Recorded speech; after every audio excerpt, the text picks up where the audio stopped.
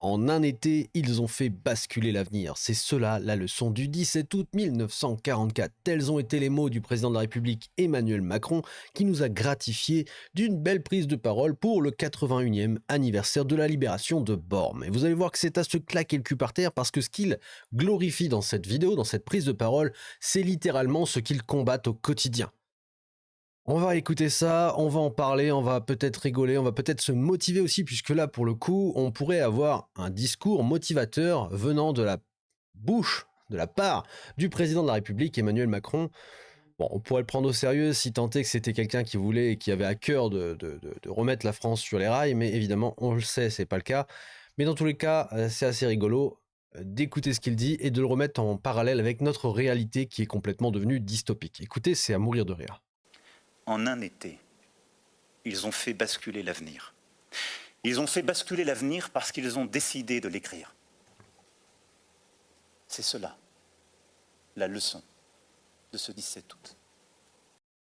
Voilà, ils ont décidé de se lever, ils ont décidé de se sacrifier, ils ont décidé de se rebeller contre un système qui commençait à les écraser. Et grâce à ça, eh ben, ils ont libéré. On pourrait exactement faire la même chose, hein. On est les résistants de ce siècle, en fait. On est les résistants de la France aujourd'hui. On résiste à ce système qui veut nous écraser, qui veut nous absorber, qui veut nous asservir.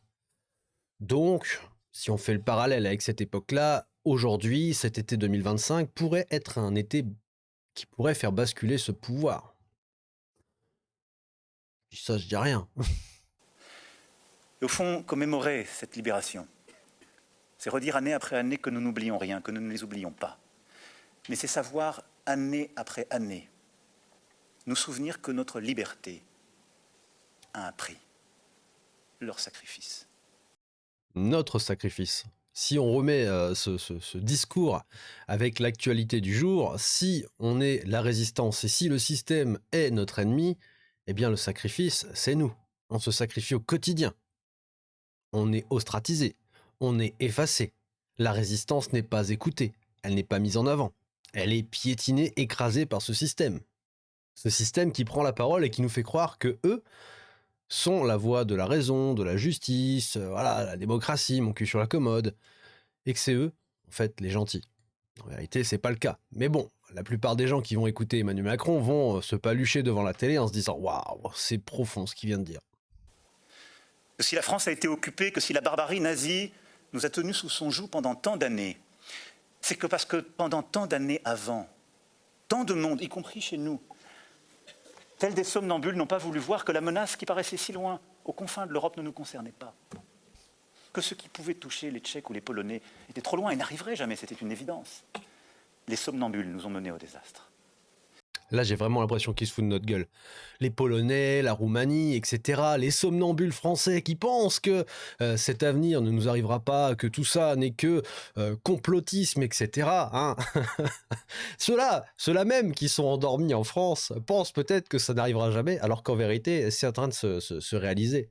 J'ai l'impression qu'en fait, ces types-là, ils parlent en codé, ils se parlent entre eux, ils sont là, ils se font des petits messages. Et là, cette prise de parole, on dirait qu'elle est écrite avec 2 niveaux de lecture.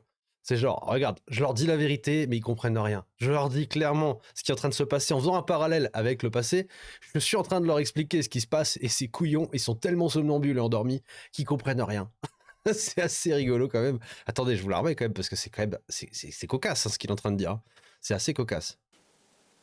Leur sacrifice. Que si la France a été occupée, que si la barbarie nazie nous a tenus sous son joug pendant tant d'années, c'est que parce que pendant tant d'années avant, tant de monde, y compris chez nous, tels des somnambules n'ont pas voulu voir que la menace qui paraissait si loin, aux confins de l'Europe, ne nous concernait pas.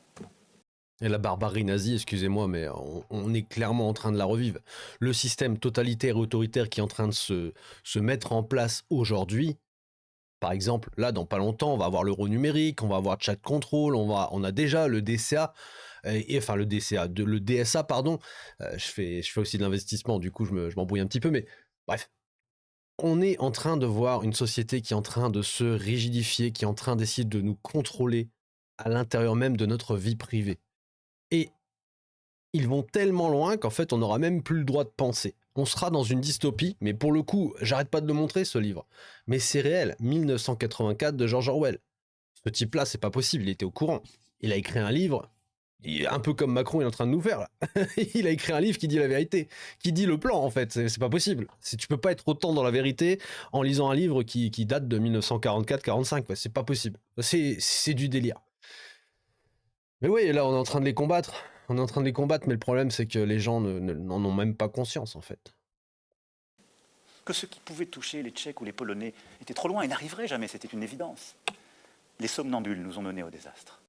Déjà, c'est sûr, en 2027, on aura une ingérence, il y aura une manipulation. Quel que soit le résultat, il y aura une manipulation. C'est obligatoire. S'il y a un parti qui veut le Frexit, qui veut remettre en ordre tout ce beau bordel, hein, voilà, on va dire les mots, tout ce beau bordel, je pense que ce parti sautera. D'une manière ou d'une autre, il sautera. Donc en fait, le système est totalement verrouillé. Et ce n'est pas les élections de 2027 qui changeront grand-chose. Ça changera rien du tout. À la limite, on change juste la tête du mec qui est au pouvoir et c'est tout. Les politiques seront à peu près les mêmes et la finalité, le plan final sera exactement le même au mot près, à la virgule près, au point près. Faut pas se tirer des plans sur la comète en se disant c'est bon, en 2027 on change le système. C'est impossible. Le système a tellement verrouillé tout ça qu'il vous laissera pas faire. Et puis que tant et tant on considérait qu'être les vassaux était peut-être moins dangereux qu'être libre. Et que de fait, d'aucuns, avec des responsabilités éminentes, ont accepté de renoncer à la liberté, en capitulant d'abord, en étant occupés ensuite, et par un zèle impardonnable, en collaborant après. C'est ouf ou pas ce qu'il est en train de dire? On dirait qu'il parle des Français qui capitulent devant l'Europe et qui finalement vont se soumettre et collaborer. Parce que finalement, tu te soumets en acceptant toute cette surveillance de masse, ce contrôle. Voilà, c'est cette immission permanente dans ta vie privée au point de contrôler ce que tu vas dire et ce que tu vas faire, parce que finalement, quand tu sais que tu es contrôlé, surveillé, etc., tu n'as plus le même comportement, tu n'oses plus rien faire, tu as peur des conséquences, même si tu es sain d'esprit, même si tu n'as rien à te reprocher, tu as peur que ce soit mal interprété. Donc au final, tu changes ton comportement, et tu te plies aux règles. Donc en fait, tu collabores avec eux. Mais c'est incroyable ce qu'il a. Franchement, cette prise de parole, moi j'ai allumé la télé à 20h01, je suis tombé là-dessus, j'étais sur le cul devant mon canapé, quoi. J'ai dit putain, j'allume la télé. En plus, c'était même pas pour aller regarder du Macron, hein. C'était pour me mettre devant une petite série. Pour le coup, j'aime bien de temps en temps me mettre une petite heure devant la télé pour regarder une petite série. Et je me fous là-dedans, j'allume la télé et je vois sa tête. Et il me parle d'Europe et tout ça. Je dis c'est pas possible, il se fout de ma gueule, il est partout lui. Et au fond, la France s'est tenue et s'est libérée par quoi? L'esprit de résistance. Était-il majoritaire? Non. Mais il était quelques-uns. En vrai, en France, je vous montrerai des vidéos là-dessus, des prises de parole très intéressantes. On fera ça en live. Il faut à peu près 3,5% de la population pour faire un basculement. Donc la résistance, si elle a été à hauteur de 3,5% de la population, on pourrait faire tomber ce pouvoir. Et on pourrait remettre les pendules à l'heure. Parce que finalement, ça se répand comme une traînée de poudre. Tu grattes ton allumette, tu mets la flamme près de la poudre et boum, ça explose. Tout prend feu et ça se répand à une vitesse pas possible. Il faut réveiller les gens, il faut absolument se battre. Et c'est pour ça que je fais cette chaîne, même si elle est toute petite. Même si je suis pas tout le temps dans le vrai, même si je dois raconter mon lot de conneries aussi, j'estime que c'est quand même suffisamment important pour pouvoir le faire. Enfin, devoir le faire. C'est même pas pouvoir, c'est devoir le faire. Même si je sais que derrière, ça me coûte énormément. Mais bon, ça, je vous en ai déjà parlé en live, je vais pas en reparler aujourd'hui. Qui sont notre fierté pour toujours. Et qui n'ont jamais mis un genou au sol, ni cédé. Beaucoup y ont payé de leur vie. La résistance de l'intérieur. Puis ceux qui, patiemment, autour du général, à Londres, en Afrique, et à travers le monde, ont construit cette résistance de l'extérieur, cette capacité à reprendre pied. Et ceux, enfin, vous l'avez rappelé, monsieur le maire, qui, n'ayant jamais vu nos côtes, n'ayant jamais vu notre sol, se sont engagés à nos côtés pour nous libérer. C'est l'alliage de la bravoure et du courage. Alors la résistance intérieure aujourd'hui, bah c'est nous. Il n'y en a pas beaucoup, on n'est pas nombreux. Je commence à voir des gens qui se réveillent de plus en plus, mais on n'est pas encore assez nombreux. Je veux dire, tu vas dans la rue, tu parles de ce qui se passe en ce moment avec des gens, les gens te regardent avec des yeux, mais tu débarques de la planète Mars, donc c'est qu'il n'y a pas encore assez de monde de réveiller, d'accord? Mais à force de voir les vis se resserrer autour d'eux, d'être pris dans l'étau et d'être pressés comme des sardines, là, il y a un moment donné, les gens commencent à se réveiller, mais par obligation. Ils se sentent obligés d'aller s'informer autrement qu'à la télé, parce que la télé leur raconte des conneries, et les gens s'en rendent compte au final. Donc ils se réinforment autrement. C'est pour ça aussi qu'ils veulent censurer les réseaux, etc. Pour pouvoir éviter que ces gens-là se réveillent d'une manière ou d'une autre. Il faut absolument les laisser endormis. Il faut qu'ils restent somnambules finalement.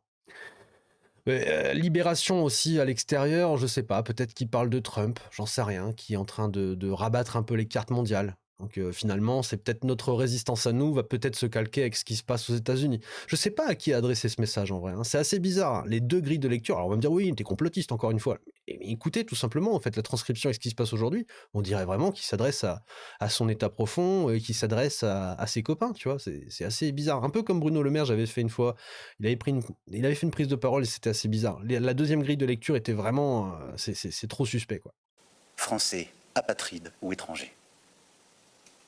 Et des Deleuze, des Bouvier, aux Manouchian, jusqu'aux soldats américains débarquant sur nos côtes normandes, ou aux jeunes Français d'alors, n'ayant jamais vu nos côtes et ne connaissant que l'Afrique venant mourir sur les plages de Provence.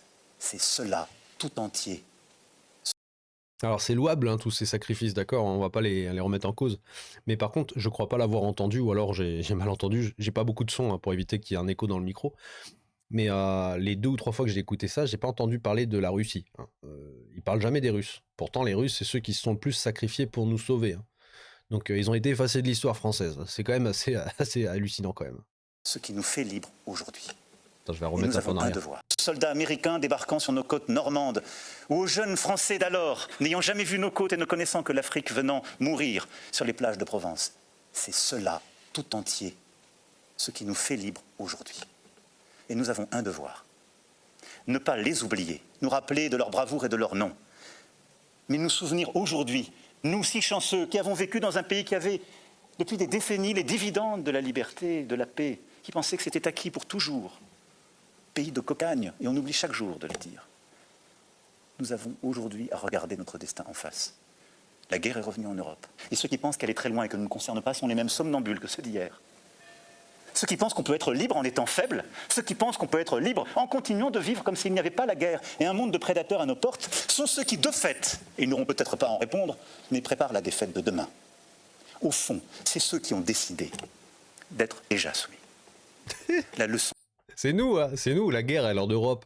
Alors peut-être que là il parle de la Russie, mais peut-être aussi qu'il parle de eux, hein, de ce régime totalitaire qui est déjà en train de s'installer en Europe. On a J.D. Vance qui leur avait mis dans la tronche à Munich, il leur avait dit oui mais en fait le vrai danger de l'Europe c'est pas la Russie, c'est pas Poutine, c'est vous, vous êtes complètement cinglés, vous êtes en train d'asservir vos populations, vous êtes en train de les étouffer, vous êtes en train d'essayer de les contrôler, en fait vous êtes en train de faire une dystopie à la 1984, hein, un contrôle permanent et voilà, un ministère de la peur, etc., qui va... Enfin, ça porte pas le même nom, mais clairement, on en arrive là. Donc là, c'est peut-être ça, la guerre intérieure. Nous, on est occupés, d'accord. On est occupés. En France, on est occupés. Alors cette vidéo, elle va peut-être se faire censurer, comme toutes les autres d'ailleurs. Donc n'hésitez pas à mettre un petit like, un petit commentaire. Ça permettra de... Voilà, hein, c'est marqué ici sur YouTube, en tout cas, laissez un commentaire pour contrer la censure du système. Ça marche plutôt bien. Donc merci à tous ceux qui participent à ce type à la diffusion, voilà, à la diffusion de ce type de contenu et qui participent à l'évolution de cette chaîne, parce que cette chaîne, elle est vraiment, il y a un espèce de boulet au pied de cette chaîne qui fait qu'elle ne veut pas décoller, tout simplement à cause de ce système qui veut pas qu'on parle, hein, tout simplement. Donc il y a que la communauté qui peut casser ça, et encore. Bah, comme je vous l'ai dit, hein, le DSA, plus toutes les autres conneries qui sont en train de nous pondre dans pas si longtemps que ça, hein, ça arrive très très vite, et bien au bout d'un moment, en fait, cette chaîne va sûrement sauter comme énormément d'autres. Donc au final, bon, c'est bien, ça la pousse un petit peu, mais j'espère que ça la poussera suffisamment avant qu'il ne soit trop tard. Faut réveiller les gens, hein. Faut les réveiller avant qu'on n'ait plus le droit de s'exprimer. C'est ça le vrai danger aujourd'hui. Mais là vraiment, c'est assez rigolo, hein, quand il parle de menaces, voilà, la guerre est aux portes de l'Europe, on n'aura plus les dividendes de la paix. Bon, en vérité, hein, Monsieur Poutine n'a pas l'intention d'envahir l'Europe. Ils le disent eux-mêmes sur LCI, ils se contredisent tout le temps. Je vous ai fait une petite vidéo, allez la voir, il y a quelques jours sur ma chaîne. Allez la voir, c'est assez rigolo. Les mecs, ils te disent, oui, mais à ce rythme-là, en fait, si on arrête cette guerre, ça serait dommage, parce qu'en fait, la Russie, elle a déjà mis 3 ans à prendre un tout petit bout de terrain, et au rythme où elle va mettre encore 10, 15, 20 ou 30 ans juste pour prendre une toute petite partie du territoire ukrainien. Donc de là à aller prendre toute l'Europe, faut arrêter de se foutre de la gueule du monde. Mais bon, c'est assez rigolo, hein. Je vais vous le remettre, hein, histoire que les gens écoute bien ce qu'il dit, parce que c'est quand même assez hallucinant. Français d'alors, n'ayant jamais vu nos côtes et ne connaissant que l'Afrique, venant mourir sur les plages de Provence. C'est cela, tout entier, ce qui nous fait libres aujourd'hui. Et nous avons un devoir, ne pas les oublier, nous rappeler de leur bravoure et de leur nom.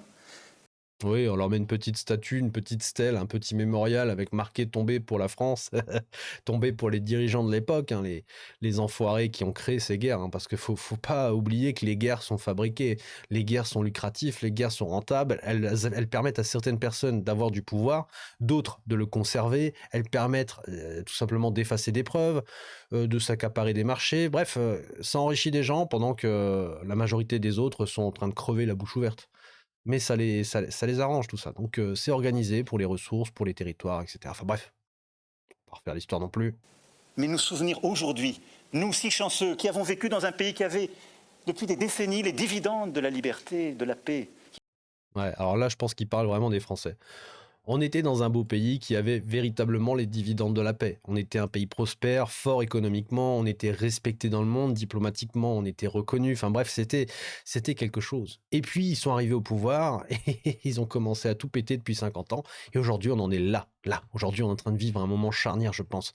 Si c'est pas en 2025, ça sera avant 2030. Mais il va y avoir un basculement. Soit on se bat, soit on dégage ces gens-là et on reprend le pouvoir, soit on se laisse, comme il le dit très bien, hein, les somnambules se laisseront piétiner, ils collaboreront et puis au final, voilà, ça sera fini pour eux.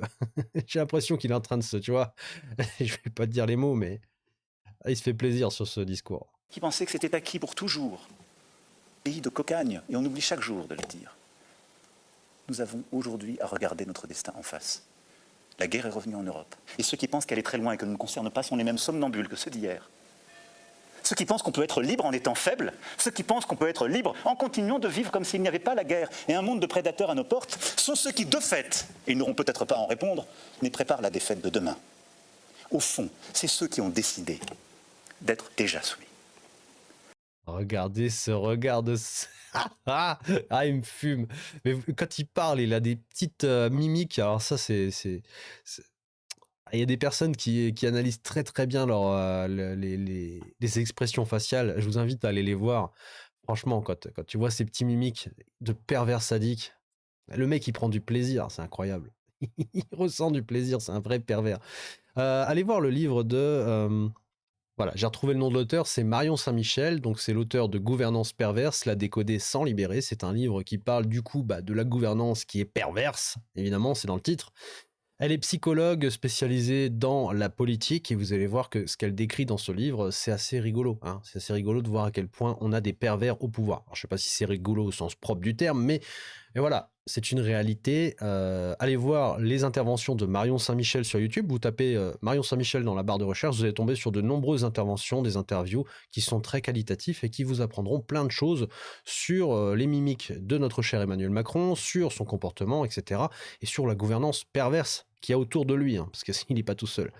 Donc je vous invite à lire ce livre ou au moins à aller voir ces interventions parce qu'elles sont très qualitatives et elle va vous convaincre en fait que nous avons des pervers au pouvoir, tout simplement, qui prennent du plaisir à martyriser leur population.